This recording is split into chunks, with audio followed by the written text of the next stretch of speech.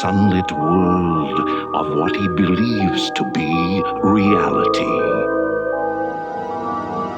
But there is, unseen by most, an underworld, a place that is just as real, but not as brightly lit. A dark side.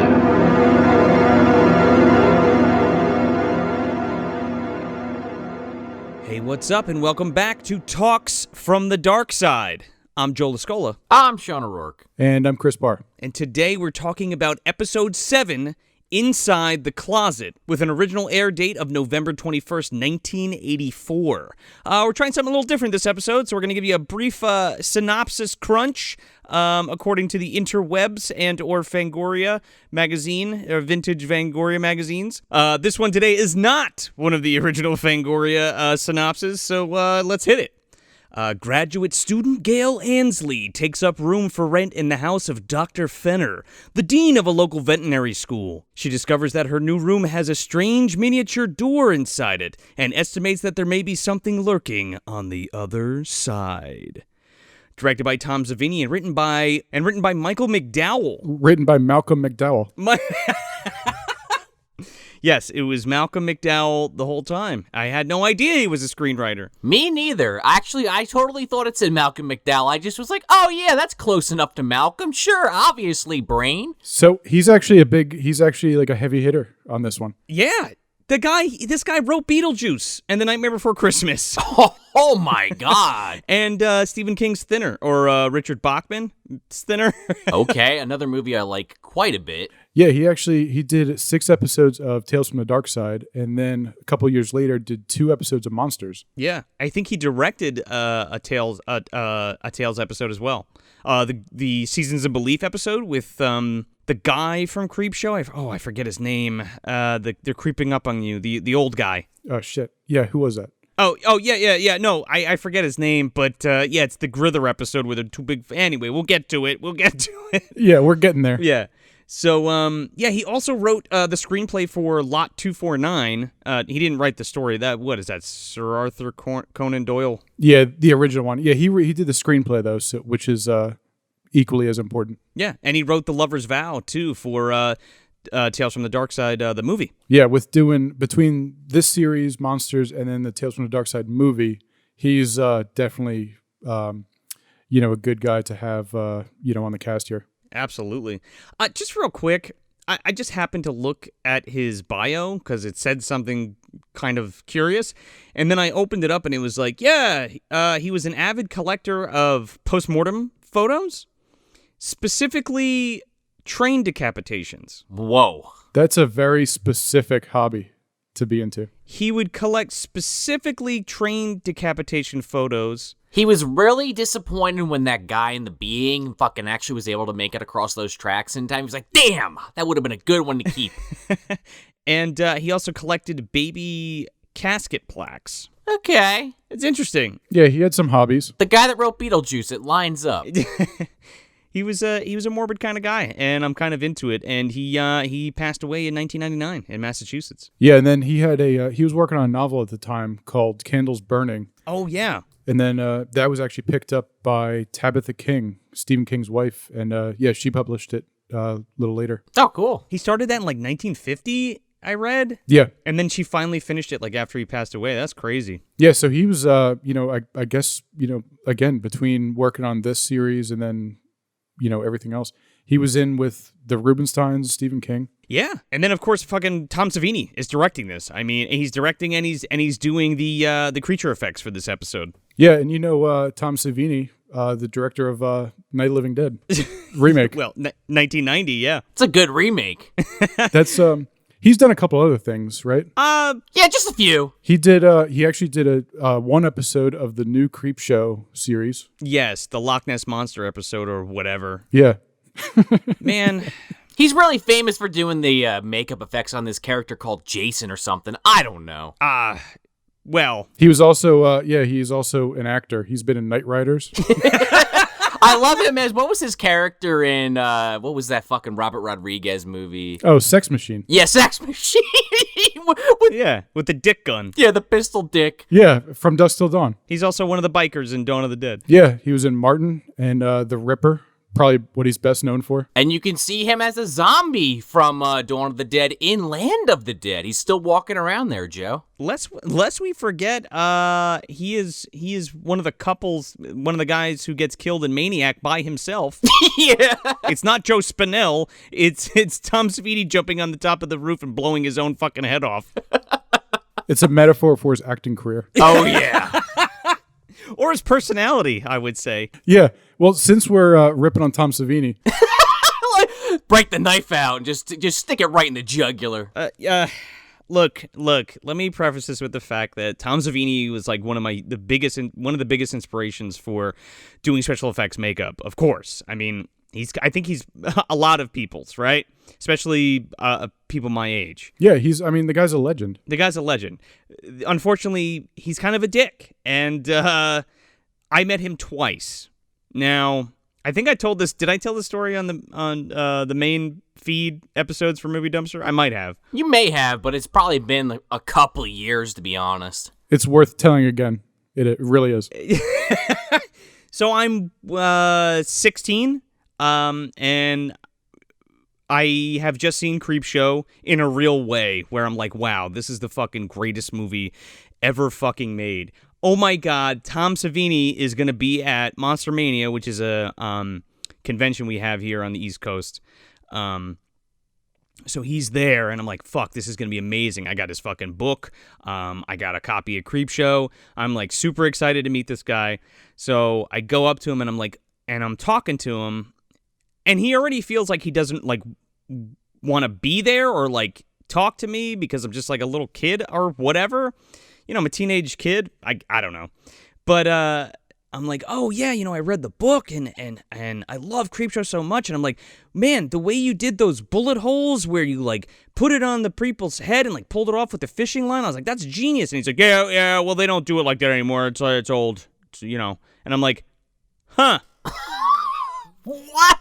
And it was, like, the most devastating shit, man, like, to have, like, just to be, like, dismissed by somebody you like look up to and sort of idolize. Well, it has to be. It's like, you were looking up to this guy and his work, and then you finally meet him, and he's just a dickhead. He's just like very dismissive and just like he doesn't want to be bothered or whatever. I've had some other people tell me that he has like bipolarism or like he's just kind of anxious and kind of shy, which I get, but like I don't know, I'm just some fucking kid. Like you couldn't just be like, yeah, man, that's cool.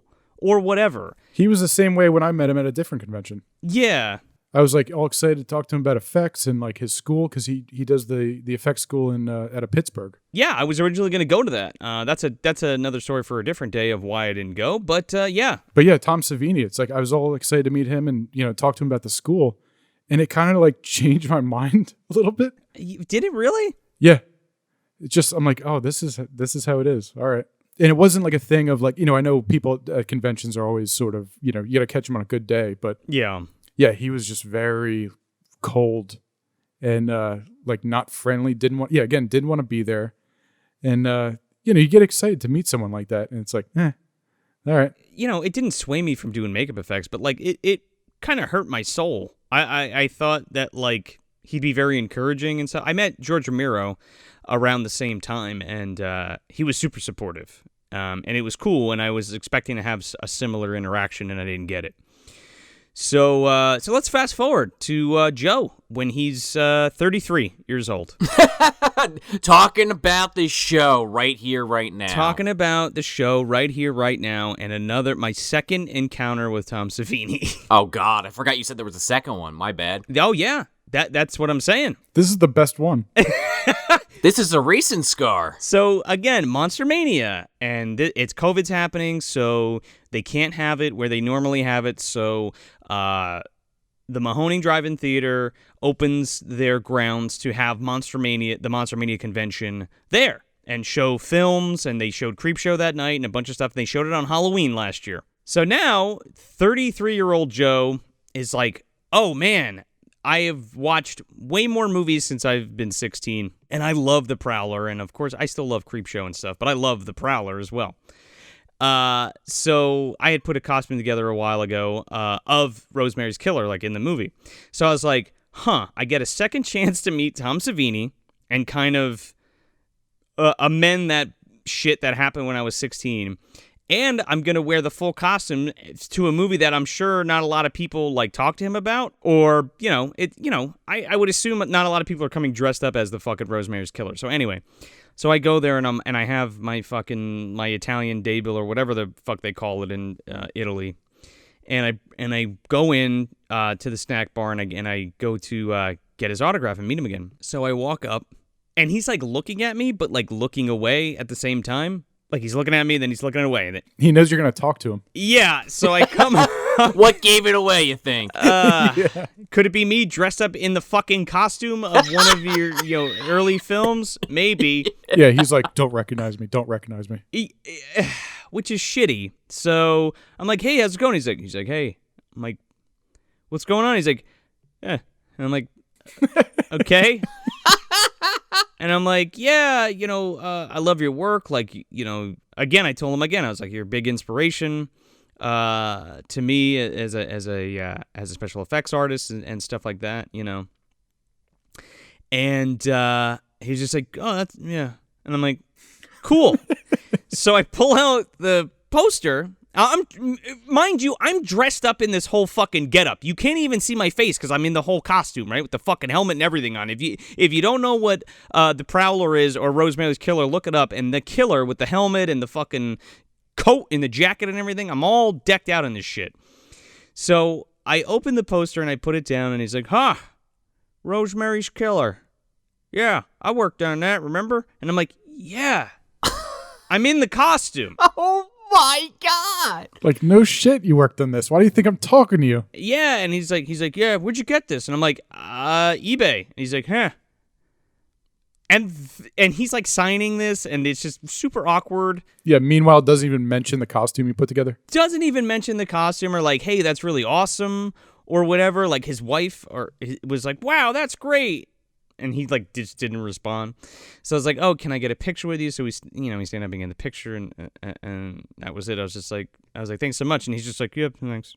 And just like sits back down. So I was defeated twice. Joe, real quick, you have to post that picture of him and the costume. I will post it. Oh my God. Was he drunk? Did he have too many fucking muscle relaxants before the convention? No, again, I just heard that. I just heard he's maybe it's just because he's shy, or maybe because he's a dick. I don't know, but that's two experiences. 10 years apart, 20 years apart.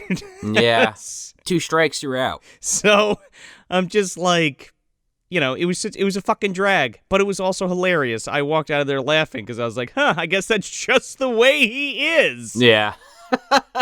So yeah, Tom Savini, legendary actor / director. Yeah. So with that being said, well, it's like they say, never meet your idols. Yeah, right. Never meet your heroes, right? Yeah. Yeah, whoever thought of that phrase was like typing in their car in like the Chiller Theater parking lot.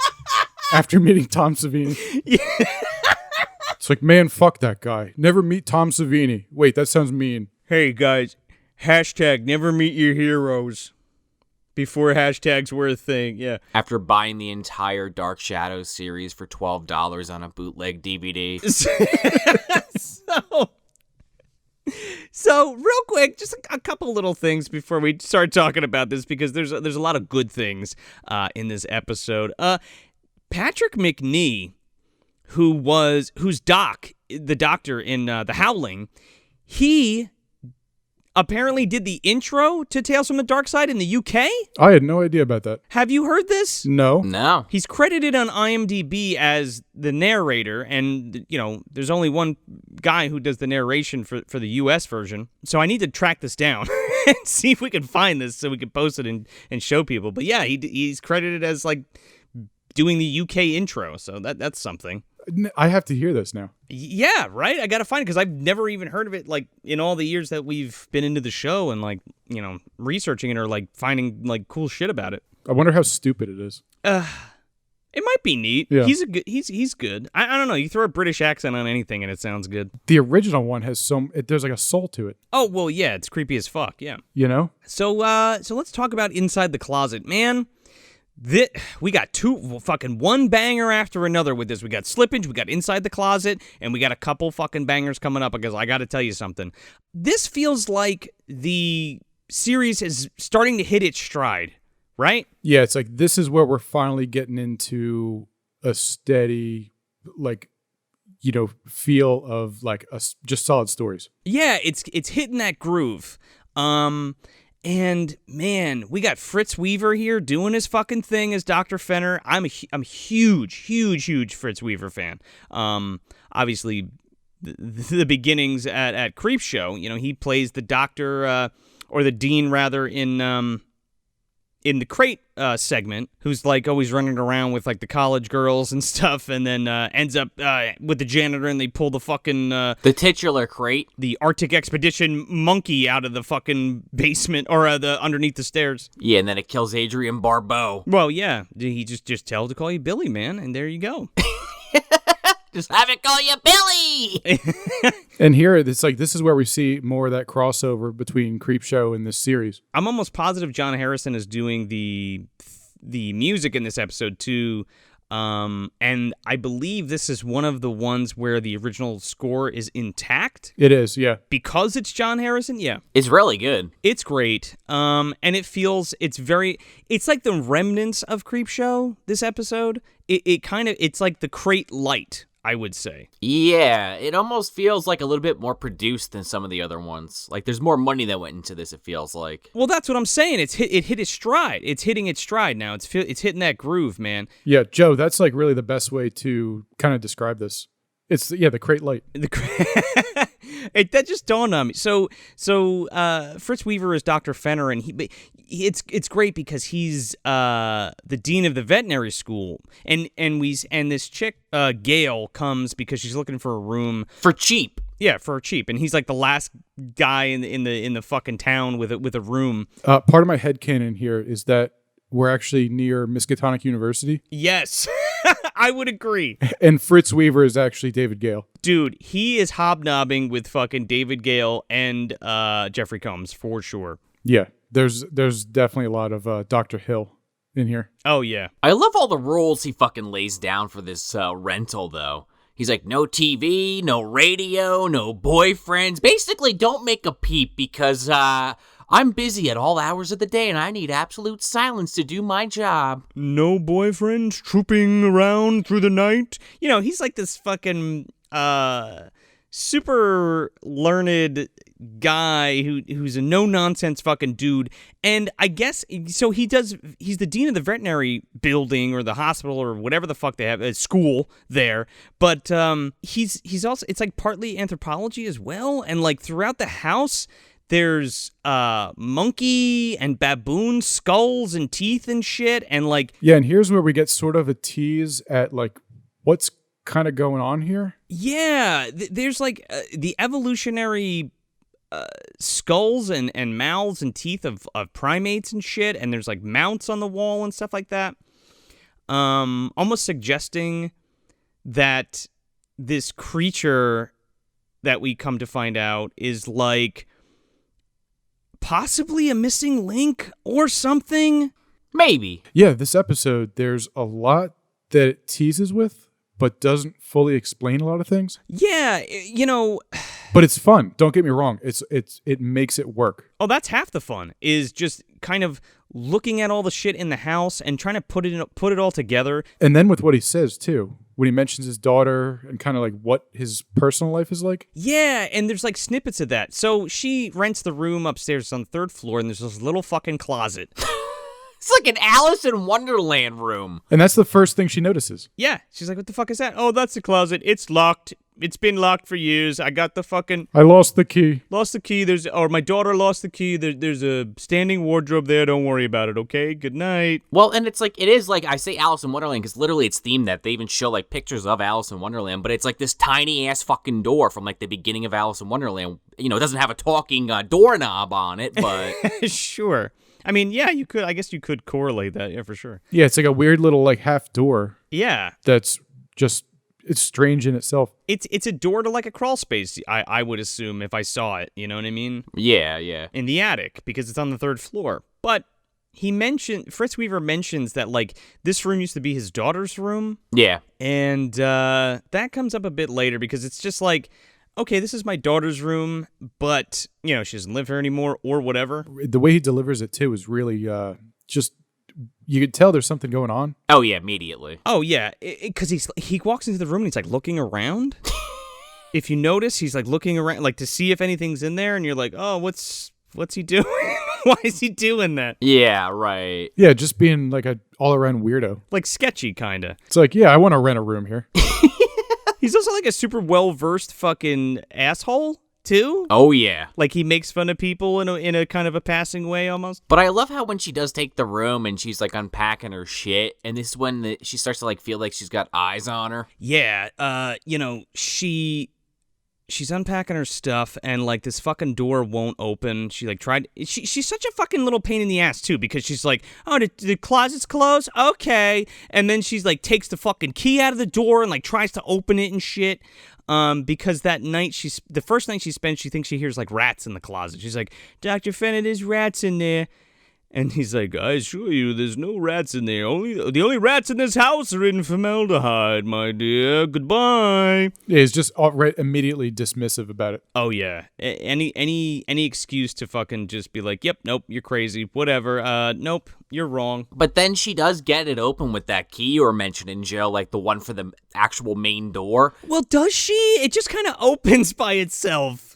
Yeah. I mean, she does have the key in the door, so I think she just is like, oh, okay, it worked. And it's like, then she puts one of her grandmother's fucking mouse traps in there to get that, you know, those rats that are scurrying around. Yeah, it'll never work, man. That's one of her grandmother's mouse traps. It'll never work. Yeah, exactly. She didn't wear those fucking gloves. But yeah, when she actually does look in the closet, like you were saying, Joe, it's like this small ass closet. You can't really see if there's even enough room to put anything in there, honestly. Yeah, it's like a tiny. Like, super tiny. And she's like, oh, maybe I could get to the other part of the attic through there. I'm like, I don't see any openings, lady. Like, are you seeing something I'm not? Yeah, she's been living there for like 20 minutes, and she's already like picking around the house. Snooping. Yeah. Yeah, but then you know, the first night goes by, second night goes by. Then she's in there with her, she puts that mouse trap in there or whatever. And she's going through her slides because she has like a slide projector because she's a fine art student who's like looking at like all the art pieces. Yeah, it's all like Hieronymus Bosch. Yeah. I was gonna say it's all Bosch. She hears the snap of the fucking mousetrap in the closet, so she's like, and she freaks out. Now, this, mind you, this episode is shot really fucking well. The cinematography in this is like top notch. Oh yeah. Yeah, it's like careful, intense. Yeah, there's only 2 actors in this whole fucking episode, so it relies heavily on the atmosphere and the mood and the cinematography and lighting and shit. So she goes over, she can't get the door open, but she hears the fucking thing snap. So she's like, whatever, she goes to bed. We get this fucking POV cam. It's creepy as hell, dude. It comes out of the closet and it's like short, and it's, you know, it's like Chucky vision, like walking through the fucking, the dark room while she's sleeping. And then, again, that creepy-ass shot that always freaks me out in everything, where you see just like a glimpse of something small and disgusting, like, go around a corner really fast. Yeah, it's like quick. It's like sort of like in Phantasm, you know, the little guy hiding behind the tombstone. Yeah, that's exactly what I always say. It's like, you saw something. Yeah. But like you can't, it's so quick that you can't even tell what it actually was. And you're like, what was that? Yeah, and it's like, that's creepy. Yeah, it's creepy as hell. Well, then she wakes up, right? I forget if it's right then and there or in the morning, and this, like, little fucking hand shoots out from, like, under her bed and almost grabs her ankle. Yeah. Yeah, that's it, like, after she gets back in bed. I'm like, what the fuck are we dealing with? That looks like a house elf's hand. Oh, it's mutated Dobby? Well, we come to find out it may be creature, but we'll get to that. Oh, dude, is this thing fucking the elves from Elves? It could be a crossbreed. It could have gotten into the Hemocidin. You think it was the Nazis that brought this thing to life, or what? Well, you know, we're gonna get to his ass in the next episode, Hagstrom. So she freaks herself out. She goes to bed, and there's this great fucking shot where it's on her and she's still awake, but it pans down to underneath the bed, and it's like that classic shot from Creepshow of the crate when the crate opens after what's his face throws it down the fucking into the lake or the bottomless pit or whatever. Yeah, it's the same shot with just the light across the eyes. Yeah. It's creepy as hell. And still, you don't get a full picture of what this thing looks like, but you just know it's this weird creature thing. It's pale, it has red eyes, and it's gross. Yeah, it's pale, it's pink. Well, it's like pinkish blue almost, I would say. It looks like it has pink eye. Yeah, then it just kind of blinks its eyes real slow. Oh, yeah, and it's all like wet and gross. Yeah, it looks like it has conjunctivitis, Chris. Yeah, that's the word I was looking for. So yeah, she complains to Dr. Fenner again, and he's like, "You're fucking crazy. There's nothing wrong in the house. I'm leaving now. Oh, do you want to ride?" And she's like, "Dr. Fenner, there's something in that closet. I'm telling you." And he's like, "Did you see it? You put a mousetrap in there?" Yeah, he kind of perks up right there. Yeah, he's like, "What? Oh, you put a mousetrap in there? What'd you catch?" And she's like, "Nothing." He's like, okay. Interesting. Do I need to get my pistol out and end this now? Do you know too much? I suggest you get yourself a pen. So we do get this, like, there is this little snippet where, she comes downstairs and she's like, so it was your daughter's room, huh? And he's like, yes, she moved away, 4 years of college I paid for, graduate school, and now she paints fucking houses. And she's like, And because of how weird he's been already, you don't even know if he's telling the truth. No, right? Does he make it up? Yeah. This could all just be made up and he's just like pulling it out of his ass. It's possible. And she's like, "Well, what about your wife?" And he's like, "A lump in her breast, mastectomy." And then he's like, "Another lump, another mastectomy, then a spleen, then a liver, whatever, and then death." And he's like super cold about it. And then, because he makes a comment like, "Oh yeah, and then inheritance fees or whatever." And I'm like, Jesus Christ, man. Like, stone cold. Yeah. I've used this speech on countless women. You're just the most recent one. Yeah, he's practiced this part enough. I think the best part about him is, like, there is no, like, weird sexual things going on with this young girl that's living in his house. You know what I mean? No, because we watched the cut version. What? You think Dr. Fenner's cranking it in his study? Maybe that little closet's got a little peephole in it. I think he's crawling around up there. Yeah, it's aimed on like a 70-degree angle, right into like her bedroom, like right into the bed sheet, so he could see like her upskirt. Oh my goodness! He's a sick man. Now here's where we could intercut with the psycho footage. Yeah. Yeah, it's the doctor and the creature. Yes, exactly. Speaking of this creature, it makes its full appearance. Oh yeah, it's not shy anymore. It's like, yeah. Well, before we get to that, she opens the closet at one point. Oh yeah. And there's little dresses inside. Now there was nothing in there before. Now there's like little dresses inside and like dolls and shit. She puts her fucking hand in there, and the mousetrap is in there that disappeared previously, where there was nothing in the fucking closet, and it snaps on her hand. Yeah, and then she's screaming in pain, and then this fucking house elf, this creature fucking chud crossover, walks out. Oh my god, this thing is fantastic. It's like, I love all the facial movement on this. Yeah, and this thing, just a brief, just touching on the creature itself. This is sort of, would you agree, Joe? This is sort of like the Tales from the Darkside mascot. Oh, without a doubt. I mean, when I think of this series, I immediately think of Lizzie is her name. But I absolutely think of this creature. It's on the complete series DVD set. It's the picture on the cover. Right on the cover, yeah. This is one of definitely the creepier episodes, too. And I think this is the first creature episode we get, to tell you the truth. Oh yeah, it is. Yeah. It kind of took me off guard, but I liked it a lot. So that's what I was saying, like, in the beginning too. Like, I think that this launched it. Like, this was like, holy shit, this show's creepy. Right? We need more of this. All right, syndication, baby, here we go. But to Chris's point, yeah, this fucking thing is really cool. It's got like an elongated neck. It's pale. It's almost like a hairless ape kind of. And it's like its teeth are just as long as its nails. Yeah, it's got webbed fingers and webbed feet and like a long neck. And also the way it moves is just creepy. It's like a little stiff, but it still articulates. Yeah, it has the most expression in its face, and its fingers move and shit, but like it can only move its face really well. The red eyes, I think, really put it over the top. Man, this fucking thing, the way that it, like, the little noises it makes are so, like, it's creepy. Yeah. It's like,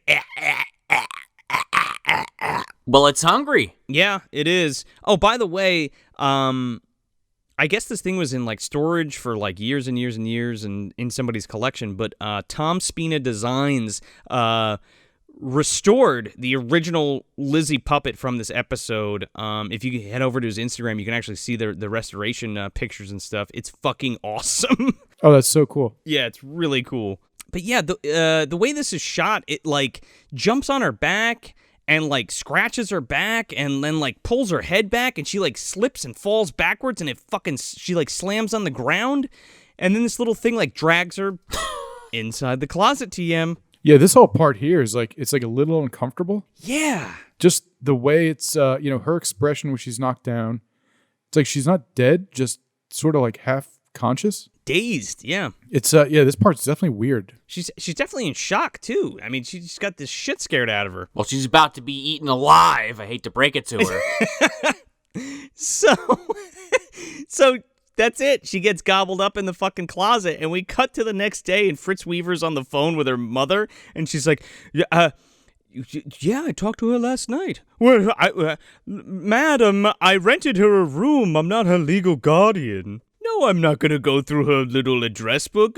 I'm a veterinary professor, not a professor of espionage. Yeah, he's still got that swarmy accent. Like, completely dismisses this woman that's worried about her daughter, and he's like, all right, well, I'm sorry, but I do have to go. I have root canal work in a half hour. Bye. He's, like, leaning into the receiver as he's trying to hang up. Yeah. It's like, okay, yes, okay, yeah, good.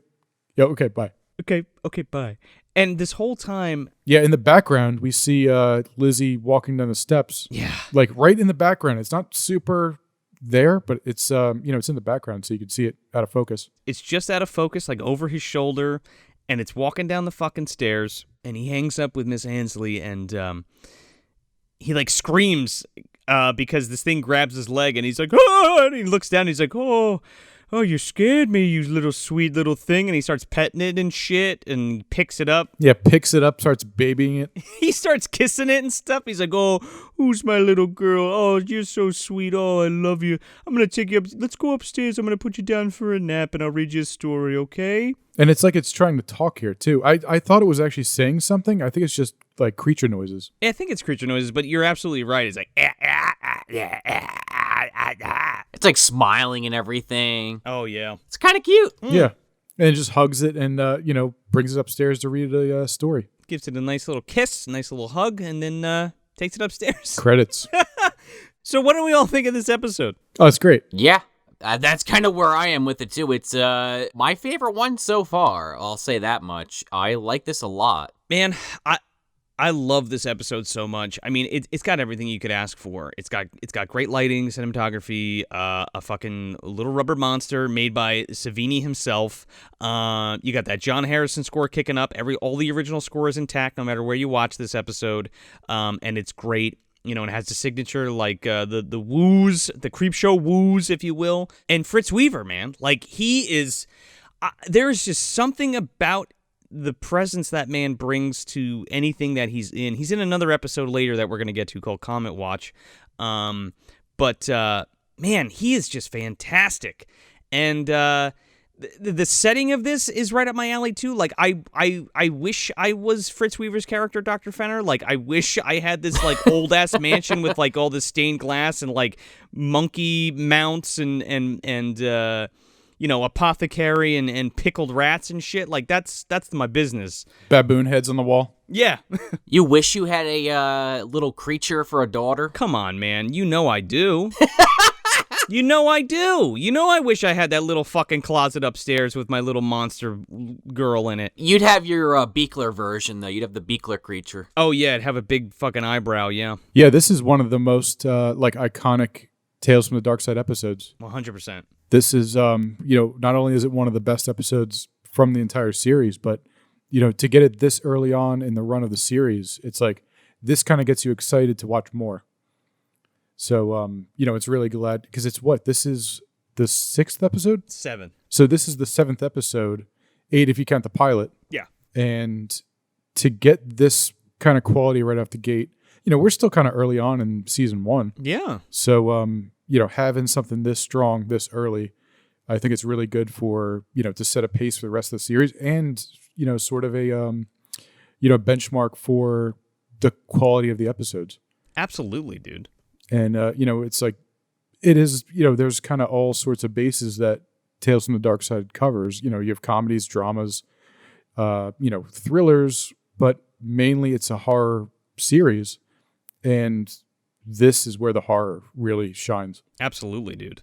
And again, this is like the first physical creature episode that we get, because up until now it's been like ghosts and supernatural elements, and this is a very real kind of angry wives. Yeah. We're going to go back to Angry Wives soon, though, apparently. Soon. Very soon. But, we have this honest-to-goodness flesh and blood creature in this episode. And, going back watching this, I've always kind of thought about it watching this episode. But now, since we're here examining it and getting everything out in the open, man, the origins of this creature... is it his daughter? Did he perform like some kind of sick experiment on her that turned her into that fucking thing? Or like... Is it a weird like anthropology like experiment? Yeah, right? Did he find it somewhere and then on an expedition and then bring it back home and cares for it and calls it his daughter? Was there ever a wife and another daughter? Now, one weird part, since we're, at this point in the conversation, one weird part that we should talk about is at the end when he picks it up to go upstairs right before the credits roll. Yeah. When he picks it up, it doesn't just cut like normal and go to a wider shot of him going up the stairs or anything. But when he picks it up, he walks off screen and the camera kind of pans up and focuses on a baboon head on the wall. Yeah, that's what I'm saying. Like, and it doesn't feel like an accident. That's exactly what I was saying in the beginning. Like, there is very clearly shots that want us to know, or at least leave breadcrumbs to, is this thing like a missing link, or is it part of a primate family, somewhere in between, right? Yeah, and like those sort of unanswered questions just adds to the creepiness here. It's like what's actually going on here? Yeah, the mystique of this whole episode is kind of great, and it's mostly visual. There's not much dialogue in this episode at all. It's very heavily based on the atmosphere and the tension that it builds, and again the lighting is fucking like knocks it out of the park. I think the best yet that we've seen for sure. Yeah, right before we started recording, we were kind of saying it's like, there's a lot to talk about in this episode just because of how good it is, but there's not a whole lot of like meat on the bone as far as like dialogue or anything else. It's, again, 2 actors. Yeah. And mainly, stuck to one room. And it's mostly, the actress, Gail, going to the closet, get back in bed, doing something else with the closet. There's not too much, but it all comes through in the atmosphere and like the tone of the episode. Yeah, the visual storytelling is like top notch, and that's very much the crux of this episode. But yeah, it's just we can't recommend this one enough. This is top of the list for Tales from the Darkside episodes. Oh, top 5 easy for sure. Yeah, like I said, my favorite so far. So I am looking forward to seeing more of this kind of stuff. So that was Inside the Closet. But until next time, I'm Joe Lascola. I'm Sean O'Rourke. And I'm Chris Bahr.